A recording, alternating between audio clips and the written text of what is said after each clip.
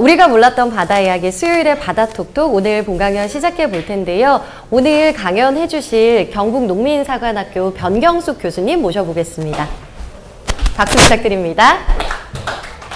예, 저는 지금 현재 농민사관학교 수산업실효과정 책임 지도교수를 맡고 있고요. 포항시 울릉군 어린이 급식관리센터 지원센터장을 겸직하고 있습니다. 반갑습니다. 네. 오늘 어떤 강연해 주실지 간단하게만 소개 부탁드리겠습니다. 오늘 제가 준비한 것은 약식동원, 그 중에서도 제 전공인 해조류를 중점으로 해서 한번 알아볼까 합니다. 좋은 시간이 되도록 최선을 다하겠습니다. 네, 감사합니다. 그러면 강연 준비해 주시고요. 고맙습니다. 저희 오늘도 강연 끝나고 나면 질의응답 준비되어 있습니다. 마치고 궁금하신 것들 메모해 놓으셨다가 질의응답 시간 활용해 주시면 되겠습니다. 그럼 박수로 교수님 강연 한번 들어볼까요? 박수 부탁드립니다. 오늘의 강연 순서는 약식동원의 의무부터 해조와 해초, 그 다음에 예문안에서는 이걸 어떻게 다루고 있는지, 그리고 거기에 있는 성분과 효능은 어떤 것인지, 이런 것을 부르는 명칭은 피토케미컬인데 이 피토케미컬은 또 무엇인지로 하면 한 40분 정도가 소요될 거로 생각이 됩니다. 지금 화면에 보면 홍학이 있어요. 붉은 홍자를 써서 홍학이라고 얘기하고 영어에서는 플라밍고라고 얘기합니다. 이 플라밍고라는 단어는 라틴어에서 왔는데 불꽃 같은 색깔 이런 뜻이에요. 본래가. 거기에다가 사실 이 이름이 세계적으로 공통되어 있는 게 하나 있어야 될 것 같아요. 그래서 전문가들이 학문에서 쓰는 이름입니다. 학명이라는 것은 학문에서 쓰는 이름으로서 붙인 이름은 전부 다 라틴어로 되어 있었어요. 그래서 이게 보면은 포에니코테루스 루베르라고 되어 있는데 요 앞에 있는 요거를 영어로 읽으면 피닉스가 됩니다. 혹시 피닉스 골프장 이런 얘기 들어보셨을 거예요. 그게 불사조라는 뜻이거든요. 그래서 불사조 날개의, 역시 루베르는 붉은 이런 뜻입니다. 그러면은 홍학의 이 붉은 색깔은 어디서 오느냐면 일반적으로 모르시는 분들은 유전자에 의해서 만들어지겠지라고 생각하시는데 그거는 아니고요. 얘들이 먹는 먹이가 조그만한 새우류라든지 아니면은 남조식물이라고 있어요. 그래서 이 남조식물이나 새우가 갖는 카로티노이드 색소가 있습니다. 걔들이 얘네들 소화 과정에서 분해가 되면서 붉은색으로 변화해요. 그러면 붉은색으로 변하는 것을 쉽게 우리가 사실 일상에서 봅니다. 새우나 게를 삶으면 빨갛게 돼요. 바로 그 부분이거든요. 이러한 그 색소들이 이 날개로 올라가는 거죠. 그래서 이 빨간 색깔은 어디에서 오느냐면 사실은 먹이에서 오는 겁니다. 자기가 만들어내는 건 아니고요. 그렇다면은 우리가 먹는 음식도 우리의 몸을 구성할 뿐만이 아니라 우리한테 무슨 영향을 준다는 것을 이 그림에서는 이미 얘기하고 있다는 것을 알 수가 있을 겁니다. 그래서 흔히 잘 알고 있으면서도 모르는 게 약식동원인데 약과 음식은 그 근원이 동일하다 이런 뜻이죠. 그래서 다른 말로는 의식동원이라고도 합니다. 우리나라뿐만이 아니라 중국을 포함해서 음양오행 사상에 따른 이런 약식동원이 기본이었기 때문에 흔히 써요. 양념, 그렇죠? 그 다음에 약주, 약과, 약고추장 쓰면서도 이게 어디서 온지는 사실 잘 몰랐다는 거죠. 제일 좋은 거는 사실은 아프지 않도록 미리미리 챙겨 드시는 거고요. 어쩌면은 뭐 병이 걸릴 수도 있을 때는 할 수 없이 낫게 하기 위해서 먹을 겁니다. 그래서 이 부분을 한 번 더 보면은 누군지는 모르겠다면서도 수염이 긴 사람이 이렇게 팔을 내놓고 있네요. 이거는 삼국지 연의에 보면은 이제 나오는 건데 그 전설상의 외과 의사인 화타라는 사람이 있었어요. 굉장히 뛰어났던 의술을 자랑했나 보죠.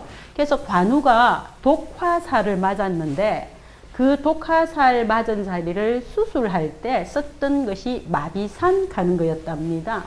이 마비산이 지금으로 봤을 때는 대마와 흰 동말풀을 섞은 그런 것으로서 마취를 시킨 다음에 외과 수술을 했대요.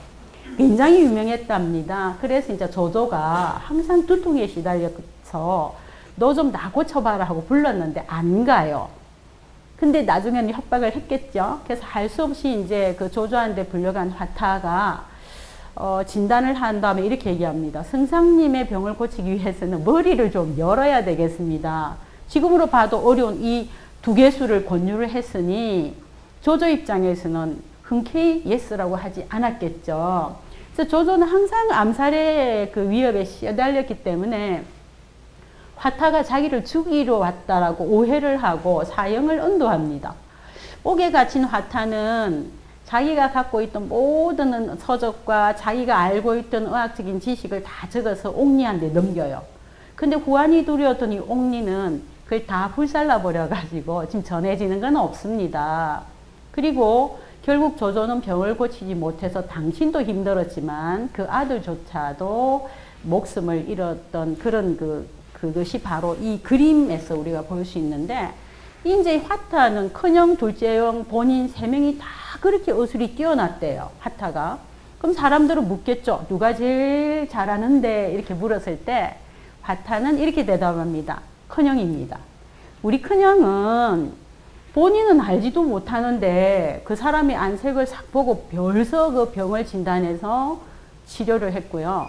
둘째 형은 어느 정도 병이 약간 미비하게 나타났을 때 그때 이제 보고 병을 치유하는데, 화타 본인은 병이 중했어야 비로소 알아보니 제가 실력이 제일 못합니다. 이렇게 대답했다는 거예요. 그래서 이 약식동원 사상은 화타의 큰형이 되고자 하는 겁니다. 실제적으로 봐서. 그래서 해조와 해초는 과연 같은 것일까? 아닙니다. 매우 다른 아이들입니다. 해조라고 얘기하는 이것들은 뿌리, 줄기, 잎의 분화가 명확하지 않다 그랬는데, 뿌리라고 하는 것은 물론 부착을 하고 지지를 하는 작용도 하지만 중요한 것은 영양염류를 흡수하는 거예요. 비료를. 근데 해조류의 경우에 뿌리는 영양염류 흡수하지 않습니다. 단지 부착만 해요. 그래서 뿌리란 단어를 안 쓰고 부착기라는 단어를 씁니다. 그 다음에 이 줄기라고 하는 것은 뿌리에서 흡수된 영양분이 이동하는 통로인데요. 아예 흡수를 안 하니까 이동 통로가 아니지요. 그러면 해조류의 줄기는 뭐냐 그러면은 바다에서는 빛이 굉장히 모자라기 때문에 최대한 빛을 많이 받기 위해서 해조류를 위로 방 띄우는 역할을 하는 겁니다. 그럼 모든 것은 누가 하느냐 하면은 잎이 다 해요.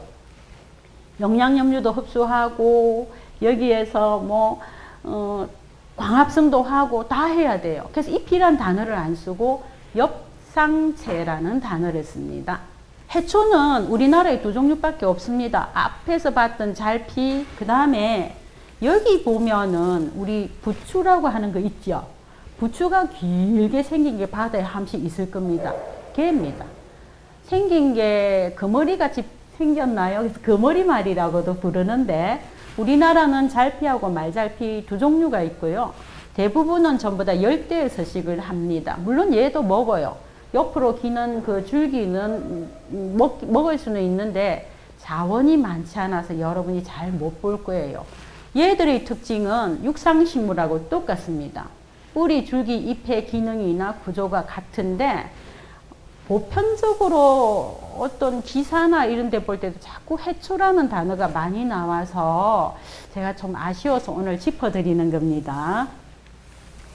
옛문헌에서 이제 해조류를 살펴보기 전에 아직까지도 외국에서는 해조류를 그렇게 식용으로 하지는 않고요. 뭐 염소나 양이나 이런 아이들의 사료나 또는 비료로서 많이 쓰고 있고, 이것을 식용으로 하는 것은 동아시아에서도 우리나라, 중국, 일본, 그 다음에 동남아시아 일부 지방, 뉴질랜드, 호주, 그 다음 하와이 제도, 그래서 환태평양 조산지구라고 이렇게 있어요. 지도를 보면. 그쪽에 있는 사람들이 이제 좀 먹어왔던 건데, 그 많은 해조류 중에서도 먹는 거는 몇 종 되지가 않습니다. 그러면은 해조류를 먹어서는 안 되냐고 묻는다면 그거는 아니고요. 이거는 그 지역의 선호하고 관계가 됩니다. 해조류의 경우에는 버섯과 달라서 많이 먹었다고 죽고 살고 하는 일은 없습니다. 단지 거칠어요. 이걸 먹으려 그러면은. 그러다 보니까 생물학적 식용 가능 여부보다는 그 지역에서 선호하는 것들이 이제 있다는 그 정도만 생각을 하시면 되고요. 구황기 때는 식품을 대체하는 구로, 그 다음에 소금 섭취 대용품도 가능하겠죠. 그래서 일본에서 쓴 서기라는 책에 보면은 기원전 3세기에 그 진시황이 자기가 오래 살고 싶어서 불로장생약을 구하러 보내지요. 그래서 우리나라에서는 인삼을 보내고 아마 일본에서는 다시마를 보냈나 봐요. 그래서 다시마라고 기록되어 있는 것도 볼 수가 있습니다. 이제 이쪽에 그림을 하나 보니까 뭐 사신 같은 사람이 있는데 통일신라 시대 때 우리나라 사신들이 당나라를 방문한 그 그림이고요.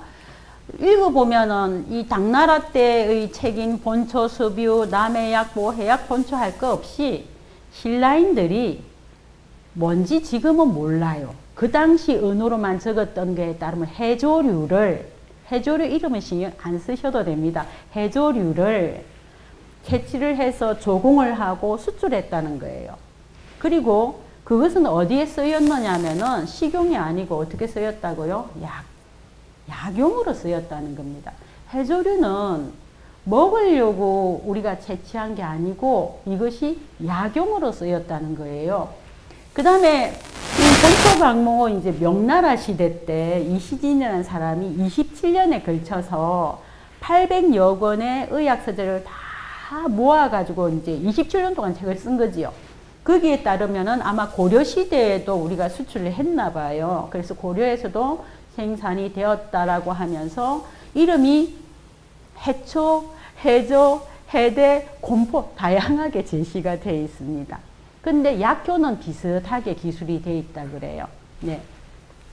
우리나라에서 전 고려사나 해동 역사에도 보면은 우리나라에서 해조류를 상납을 하고 그렇죠. 조공 물품으로 보내고 또한 수출했다는 그런 것을 알 수가 있습니다. 조선시대로 넘어오면 이제 해조류 명칭이 조금 더 나오는데 제가 녹색을 띠는 녹조류는 그린색으로 이렇게 표시를 했어요. 근데 이 감태가 나오는데요. 이거 짚고 넘어가야 됩니다. 이 감태는 일반인들이 쓰는 얘기예요. 원래 감태는 갈조류입니다. 원래 감태라고 하는 갈조류가 있고요. 이 감태는 대황이라고 하는 갈조류하고 바다 숲을 이루는 주체로서 매우 중요한 겁니다. 그러면 이걸 왜 진짜 감태도 아닌데 감태라고 불렀느냐면은 사람들이 씹으면은 단맛이 난다고 그래서 단맛이 나는 풀이라는 의미에서 감태라고 불렀고요. 정확한 명칭은 가시파래입니다. 파래예요. 가시파래입니다. 그래서 여기서도 보면은 곡물이나 진상품으로 지금 기록이 되어 있는데 세종실록 시리즈 등을 살펴보면은 주로 해조류는 전라도하고 경상도에서 이것이 진상이 되었는데 지금으로 봐서는 정확히 이게 뭔지는 모르겠대요. 그림을 그려놓지 않았기 때문에. 그러면 왜 이렇게 같은 종인데도 이름이 다양하냐면은 지금도요, 저희들이 모자반 하나를 들고 동해, 서해, 남해를 돌아다니면서 물어보면 부르는 이름이 다 달라요. 사투리라는 게 있지 않습니까? 해조류를 부르는. 그럼 그 당시에 수령님들이 이것을 갖다 진상할 때 자기 고장에서 부르는 이름으로 올렸을 거고요. 그 당시에는 이 분류를 통일한다는 개념도 없었을 거니까 아마도 명칭이 많이 혼재되어 있지 않는가 생각을 한다는 거죠. 그래서 매생이, 청각, 다시마, 미역, 환각이 나와 있는데 이 환각은 뜸뿌기를 얘기합니다. 이 뜸뿌기는 갈조류에 속하는 해조류인데 안에 공기가 있어서 씹으면 톡 터지는 특이한 느낌이 있어요.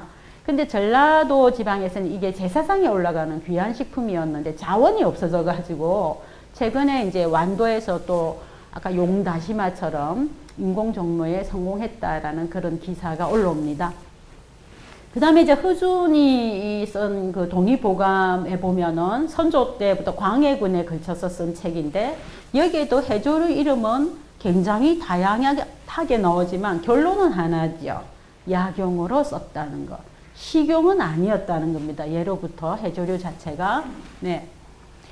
그 다음에 이제 조선시대 이후로 이렇게 좀 넘어오면은 역시 이 이름들이 막 섞여서 나와 있는데 약효는 없다 비슷하다는 거예요. 약효는 어쨌든지 비슷하게 기술이 되어 있고 이 감각이라는 것이 조선 후기에 이제 드디어 이렇게 좀 더 조명을 받는다 그렇게 표현을 해야 될까요? 나옵니다.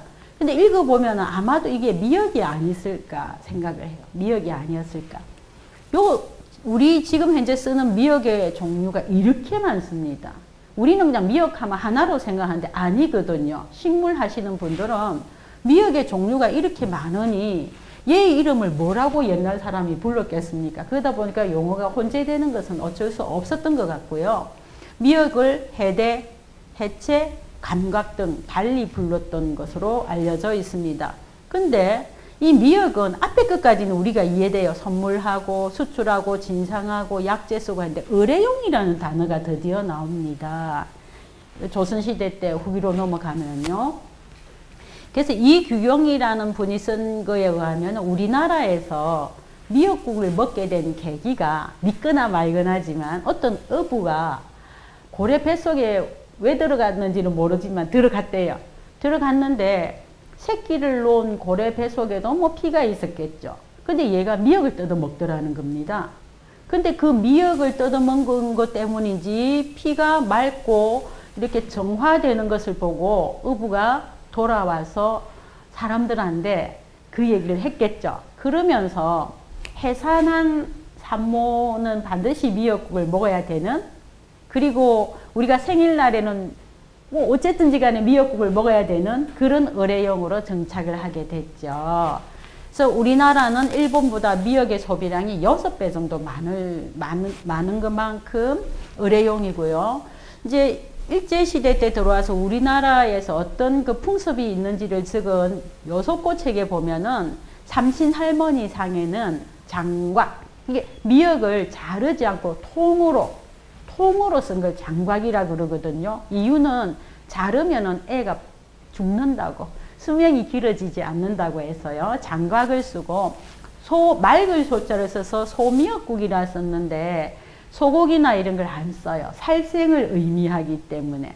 그래서 맑게 끓인 통으로 끓인 미역국을 산모한테 줬다라고 쓰여져 있습니다. 이때 이제 보면은 해산하기 직전에 남쪽을 깨끗하게 치우고 상을 3개를 차린다 그래요. 그래서 흰쌀밥과 미역국을 3상을 차린 다음에 해산한 산모가 그것을 다 먹어야 된다 이렇게 써놨다고 얘기합니다.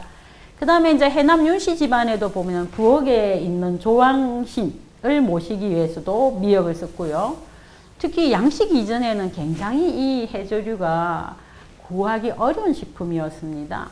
지금 우리가 김미역 다시마를 흔히 먹으니까 이거 별거 아니라고 생각하는데 올해도 굉장히 더웠지요. 지금 바다의 기온이 예상보다 너무 빠른 속도로 올라갑니다. 이러면 우리나라에서 10년 내에 김을 먹을 수 있을까라고까지 얘기가 나옵니다. 김미역 다시마는 겨울철에 키우는 거거든요.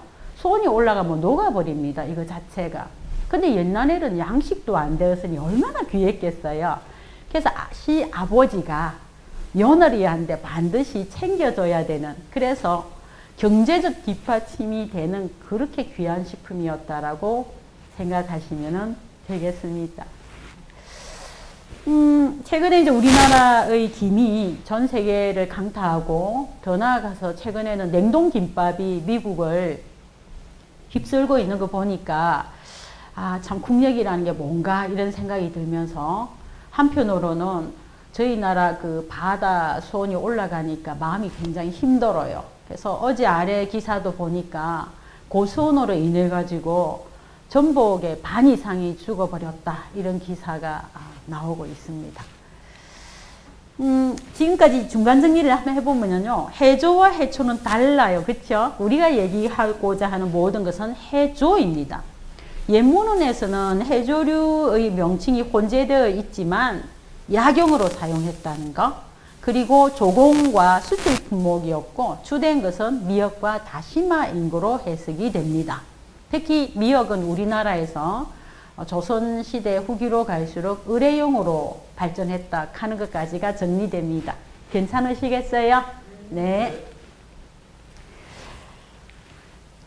제가 이제 유용 해조류 종을 한번 이렇게 하려고 우리 그 친구들이 얼마만큼 해조류 용어를 알까 싶어서 한번 검색을 해본 겁니다. 그래서 교과서 수록 생물 찾기라는 데 들어가서 감태를 해봤더니 초등학교부터 중고까지 단 한 번도 일반 교과서에 언급이 안 돼요. 유일하게 언급되는 것이 수산계 고등학교에서 한 번 정도 언급이 되더라고요. 그래서 제가 머리를 좀 삼했습니다. 큰일 났다. 이름이 굉장히 많이 나오는데 이 일을 어떡하지라고 했는데 해조류 이름이 저렇게 다양하고 많구나라고 좀 편안한 마음으로 들어주셨으면 저도 편히 얘기할 수 있을 것 같습니다. 유용 해조류의 종류가 있는데 여기에서 색깔로 표시한 것은 우리가 식용으로 하는 거고요. 그리고 색깔을 칠하지 않은 거는 식용은 아니지만 식품 재료, 의향용 이런 식으로 쓴다고 생각을 하시면 됩니다. 그래서 여기 보니까 그 가시파래 해놓고 제가 가로놓고 감태했던 이유 이제 아실 거고요. 주로 보면은 파래류입니다. 파래류. 바다에 있는 모든 파래 건져오셔서 먹기에 곤란하면 말려서 갈아서 드시면 됩니다. 그만큼 파래가 김보다도 더 좋다라고 전공자들은 얘기를 하거든요. 그 다음에 좋은 것이 청각 종류가 참 좋습니다. 몸에. 청각 먹으면 독특한 향미가 있잖아요. 그런 것이 바로 약성분이에요. 예. 그 다음에 이제 갈조류의 경우에도 되게 많습니다. 미역, 여기 보니까, 곰피, 대왕, 뜸뿌기 다 나오는데 그 밑에는 거의가 모자반 종류죠. 그 다음에 산말도 좀 나오고요. 이 전부 다 유용한 겁니다. 요 밑에 이제 홍조류 쪽을 보면은 김하고 또 이 이름 다 모릅니다. 별로 없어요. 자원 자체가. 유일하게 조금 볼 수 있는 게 우뭇가사리 정도. 꼬시래기도 별로 없습니다. 우리나라 자원 자체가. 그리고 이쪽에 보면은 진두발 하는 이런 것들은 전부 다 거기에서 유용 성분을 추출해 가지고 의약품, 산업품으로 쓰는 것을 볼 수가 있죠. 그래서 이름이 참 많습니다. 유용한 해조류들이. 이거는 김이에요. 김의 경우에 보통 한 20-30cm까지 자랍니다. 그러니까 우리가 먹는 김은 요거를 잘게 쪼개가지고 김발에 올려서 이렇게 먹는 거예요. 풀어보면은 아마 김이 막 풀려나갈 겁니다. 근데 이 종 하나하나 앞에서 얼마나 많은 해조류가 나왔어요. 이거 하나하나 설명하려고 하면 맨날 며칠이 걸릴 것 같습니다. 그래서 해양생명자원 통합정보시스템이라고 하는 그 사이트가 있어요. 여기에 들어가면은 해조류뿐만이 아니라 수산생물에 관련되는 모든 정보를 다 찾아볼 수 있어요. 제가 예시로 올려놓은 것은 지금 모자반 종인데 괭생이 모자반의 경우에 요 옆에 보면은요. 항산화, 항염, 항균 이런 단어가 나옵니다. 그리고 요 밑에 보면 식품 재료 등록 이런 식으로 다 나와 있어요. 여기서 다 찾아보셔야 됩니다. 청각을 한번 올려봤거든요. 청각의 경우에 보면은 항산화, 해조류 거의 다 가지고 있습니다. 항염, 항균 작용, 화장품 원료까지 등록이 되어 있죠. 우리 잘 안 먹어요. 억세서. 얘의 경우에도 보면은 식품 원료로 등록이 되죠. 제가 아까 얘기했잖아요. 색깔을 표시한 거는 식용으로 하고 나머지는 입에 좀 거칠기 때문에 이것을 그 산업용이나 어항용으로 씁니다라고 했던 그 부분을 지금 보여드리고 있는 거죠. 좀 더 나가면은 요 밑에 어떻게 추출을 해서 피부에 어디까지 쓸 수 있는지 지금 여기에서 나와 있는 클라도포라라고 하는 것은요. 피부에 바르는 의약품으로 만들어졌는데 전체를 다 쓸 수 있다. 이런 것을 어디에서 찾아보시냐면은 해양생명자원 통합정보시스템에서 찾아볼 수가 있어요. 그 다음에 공간정보도 제시를 합니다. 이름을 집어넣고 엔터키를 하면 어디에서 이걸 채집할 수 있는지도 보여주고 있고요. 그 다음에 이제 해조류의 경우에 지정관리 해양생물로 들어가서 보면은 등급부여라는 게 있습니다. 거기에서 예시로 제가 애기청각을 올려놨는데 이 애기청각은 지금 보면은 남해안하고 제주도 쪽에서 좀 나는 것 같아요. 별로 없습니다. 자원 자체가. 그래서 이쪽에 보면은 개체군에서는 1등급입니다. 잘못하면 얘들은 멸종된다는 얘기가 되죠. 이렇게 해조류도 그 중요도에 따라서 등급이 부여돼서 관리가 시급한 그런 상황에 와 있다는 것을 알 수가 있고요. 그 다음에 국외에 반출을 할 때 승인을 받아야 되는 것도 있습니다. 해조류를 내가 필요하다고 들고 나가다가 걸리는 종들도 있다는 겁니다. 그것을 찾아보면 이런 것들이죠. 청각. 제가 청각 계속 주장하잖아요. 청각 몸에 정말 좋거든요. 이거 자체가. 그 다음에 이쪽은 전부 다 그 모자반 종류가 되겠죠. 그리고 홍조류는 이름을 처음 들어보시리라고 생각하는데 이런 종들은 전부 다가 국외 반출을 할 때는 승인을 받아야 되는 그런 것들입니다. 그래서 바다에 가면 흔히 해조류가 이렇게 나와가지고 빨리 썩어요. 그래서 냄새가 나니까 귀찮은 걸로 생각하는데 아닙니다. 빨리 썩는다는 것 자체가 우리 몸에 들어갔을 때는 소화도 빠르고요. 빠른 속도로 우리를 생리 활성을 올려줄 수 있다고 해석을 해야 되는 거거든요. 예, 이렇습니다. 그 다음에 이제 성분은 어떻게 되는가를 알고 싶으면은 국립수산과학원에 들어가면 됩니다. 여기에서 제가 올려놓은 것은 꼬시래기라고 하는 해조류인데 자원이 극히 드물다 그랬어요. 이 꼬시래기를 그 제시한 화면 밑에를 보면은요, 수분이 89.1%. 근데 대부분이 수분이에요. 해조류의 경우에는 그 외에 많은 것이 이제 탄수화물, 우리가 당질이라고 얘기하는 것이고요. 그 다음으로 많은 것이 회분이라고도 얘기하는데 우리는 무기질, 무기염류 이렇게 얘기하는 부분들입니다. 무기질, 지방은 거의 없습니다. 예, 이렇게 나타나는데 한번 볼까요? 해조류의 성분은 거의가 수분이라고 그랬어요. 그리고 그 다음으로 많은 것은 당질인데 이 당질이 우리가 생각하는 유용 성분들이 굉장히 많이 포함됩니다. 단백질은 많이 있지는 않아요. 그렇지만 유일하게도 김의 경우에는 먹었던 단백질의 소화율이 80% 이상 되기 때문에 바다의 소고기라는 단어를 써요. 그 여기 표준 단백질이라는 단어가 나와 있는데 표준 단백질은 계란을 기준으로 합니다. 그래서 단백질을 평가할 때는 계란을 기준으로 좋고 나쁘고 이렇게 평가를 한다는 것은 참고로 아시면 되고요. 지금 여기 보니까 청각이 나와 있어요. 물 밖에 나와 있는데도 그렇게 마르지 않은 것 같습니다. 그리고 반짝반짝합니다. 이유는 뭔가에 점질물이 있거든요. 얘들 자체가. 그래서 그 점질물에 의해서 물이 도망가지 않는 보수성이 있고요. 그 다음에 어디라도 이렇게 붙어요. 그래서 점조성이 있고요. 그 다음 윤활성이 중요한데 바다에서 물이 흘러가잖아요. 그러면 수류에 의해서 저항력이 있는데 이 마찰에 대해서 자기를 보호하기 위해 가지고 또한 이런 점질물이 매우 중요한 역할을 합니다. 그래서 녹조류, 홍조류, 갈조류에 몸을 구성하는 세포벽 다당, 그 다음에 좀 전에 얘기했던 점질 다당, 그 다음에 자기가 저장하고 있는 저장 다당으로 지금 종류를 쭉 한번 나열을 해봤어요. 단어가 어렵습니다. 하지만 중요한 거는 청각. 그 다음에 여기 갈조리에 보면은 알긴산, 후코이단, 사가산이 있는데 산업적으로, 의학적으로 굉장히 중요한 종들입니다. 이 물질 자체가 점질 다당이 홍조류의 경우에는 한천인과 카라기난이 나오는데 이들이 왜 중요하냐면은요. 육상하고 해양은 굉장히 환경의 조건이 다릅니다. 그래서 육상식물이 만들어내지 못하는, 즉 해조류만이 만들어내는 물질들이 있어요. 그런 물질들이 양리작용이 뛰어나기 때문에 신약을 개발하는 후보물질군이 될 수 있기 때문입니다.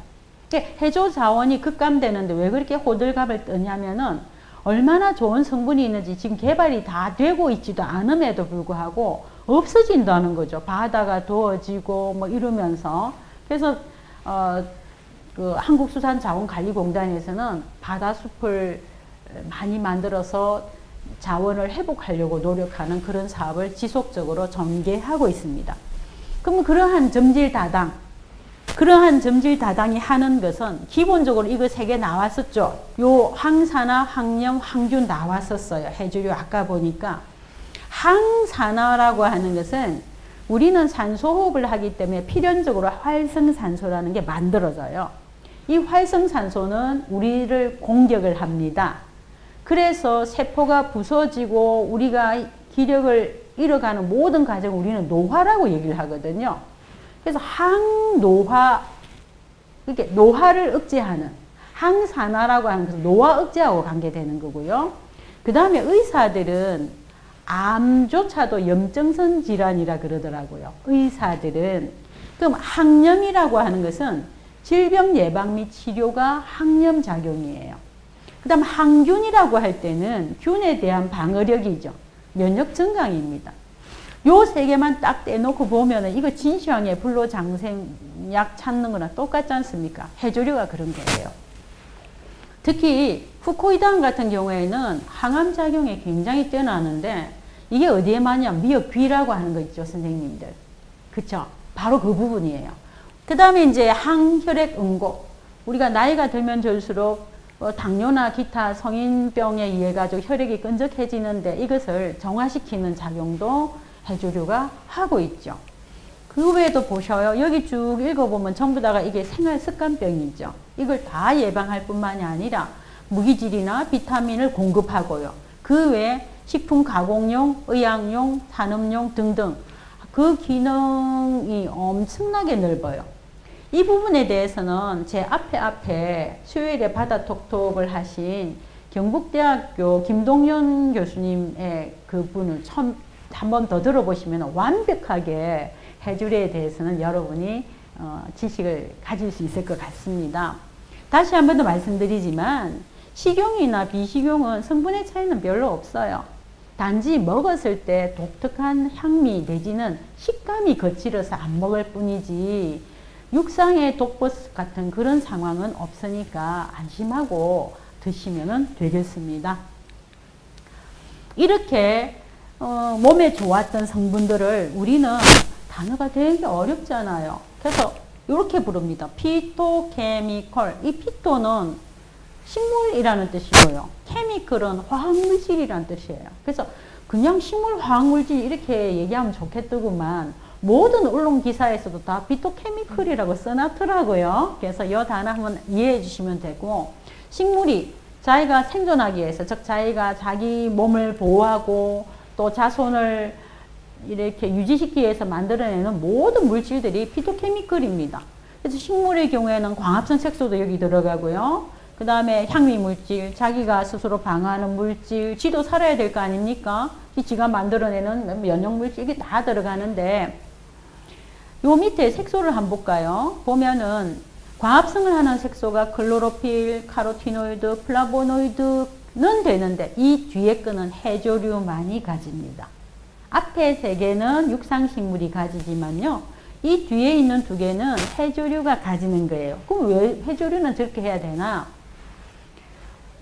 우리가 식물이 광합성을 하는 그 빛을 가시광선력이라 그럽니다. 가능할 가짜 볼 시자. 우리가 이렇게 볼 수 있는 이 모든 것이 가시광선 때문에 볼 수 있거든요. 그래서 가시광선력을 원래는 빨주노초 반환보 아니고 엄청나게 많은데 그냥 간단하게 빨주노초 반환보 이렇게 얘기를 합니다. 프리즘을 통과시키면 그렇게 나타나니까요. 그래서 육상식물은 보면은 엽록소 A, B, 카로티노이드 여기 뻥 떴어요. 없어도 괜찮습니다. 육상에서 식물의 성장을 제한한 요인은 영양염료와 물이에요. 비가 안 오면 죽습니다, 야들은. 근데 바다는 비하고 상관이 없는 조직이죠.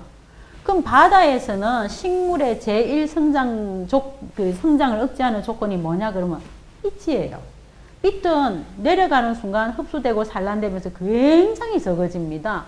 그래서 여기에 텅 비어있는 이 부분조차도 흡수를 해서 살아가야 되겠다는 거죠. 그렇게 해서 가지고 있는 색소가 아까 얘기했던 해조류만이 갖는 거예요 했던 피코에리스린과 피코사야닌 색소입니다. 그러면은 이러한 케미컬만 갖느냐, 피코케미컬만 아니에요. 맛성분도 가져요.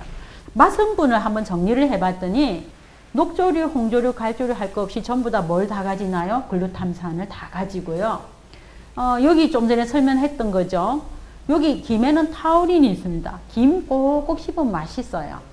김에 타우린이라고 하는 이 성분은 여러분이 새우, 조개, 문어, 오징어 이런 데서 많이 먹는 성분입니다.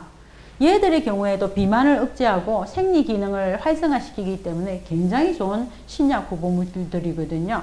그래서 지금까지 저희들이 이제 해조류가 어떤 유용 성분이 있는지 그 유용 성분이 어떤 양리작용을 하는지까지 지금 얘기해 보고 있습니다. 미역이죠.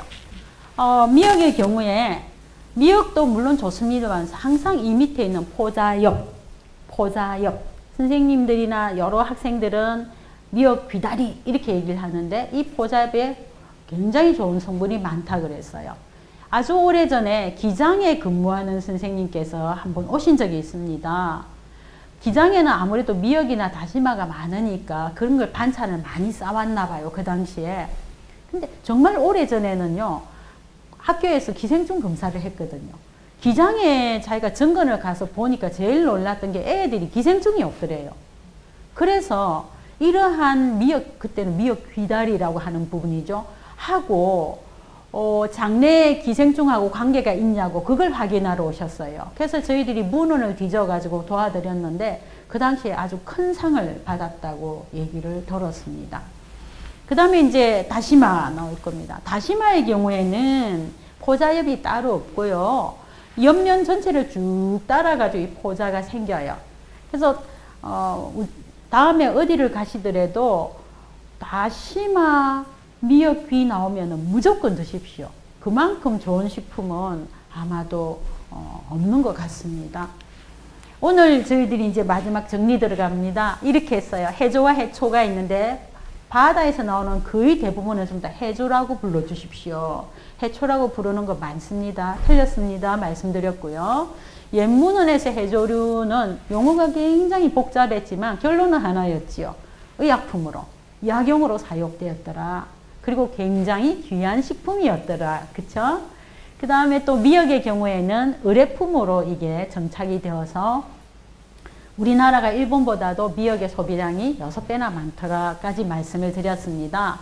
그 다음에 녹조류, 갈조류, 홍조류의 종류 및 용도를 설명드리면서 세부적으로 좀 더 아시고 싶은 분들은 해양생명에 관련된 그런 통합정보 시스템이 있으니까 그걸 꼭 한번 참조하시면 고맙겠습니다.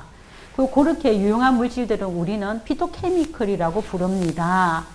맛있는 음식은 되도록 피해 주십시오. 입에는 절골지 몰라도 노후까지를 쭉 봤을 때 지금 이제 최근 기사에 의하면은요 20대 이게 청년이라고 그렇게 해야 되겠죠. 20대 청년의 거의 과반수가 비만으로 빠지고 있죠. 이 비만이 바로 생활습관병으로 이어지고 결국은 우리나라의 의료 재정이 파탄이 나는 그런 그 문제점을 가져오기 때문에 제가 아마 굉장히 강조하는 것 같습니다. 강의가 어려웠을까 좀 걱정은 되는데 오늘 제 강의는 여기에서 마치겠습니다. 수고하셨습니다. 교수님 혹시 마지막으로 하고 싶으신 이야기 있으시면? 어려운 강의였고요. 많은 이름이 오고 갔지만 선생님들한테 한번 제가 드리고 싶은 것은 먹을 때 한번 고민을 해달라는 것. 이게 과연 나한테 좋은 것인지. 음식은 중독됩니다. 반드시 중독됩니다. 네. 그 얘기 전하고 싶습니다. 네, 오늘 강연해주신 교수님께 다시 한번 큰 박수 부탁드리겠습니다. 고맙습니다. 네, 수요일의 바다톡톡 오늘 여기까지입니다. 저희 다음 주는 쉬고요. 11월 8일에 저희 마지막 바다톡톡 준비되어 있습니다. 그때도 함께 해주시길 바라겠습니다. 고맙습니다.